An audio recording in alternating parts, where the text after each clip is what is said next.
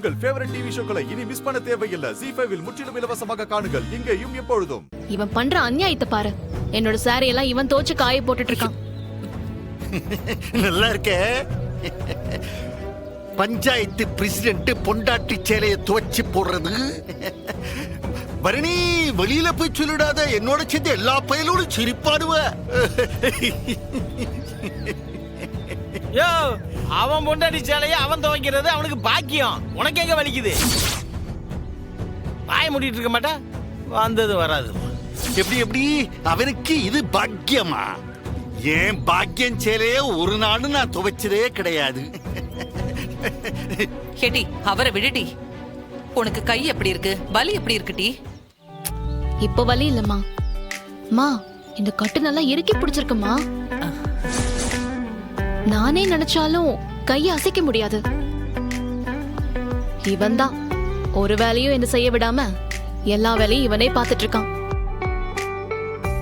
எல்லா பரணி, இந்த இவன் நடிப்புல நீ பயங்கிடாதே.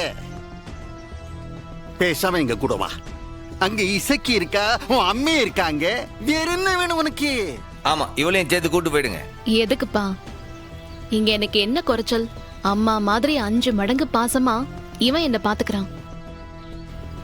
அதை விட என்ன வேணும்பா? நம்பாத, அம்புட்டு நடிப்புல. உன்னைய அமெரிக்கா போக விடாம செய்யத்தாம இவன் ஏதோ பிளான் எல்லாம் போட்டு இதை செஞ்சுக்கிட்டு இருக்கான். இப்ப கூட சூனிய வச்சது இவன் தானே.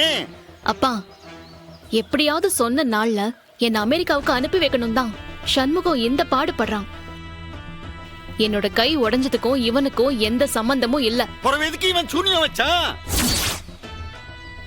ஐயோ அப்பா, சாமியாரெல்லாம் கூட்டிட்டு வந்து பூஜை பண்ணது சண்முகம் கிடையாது. தோ மாமா.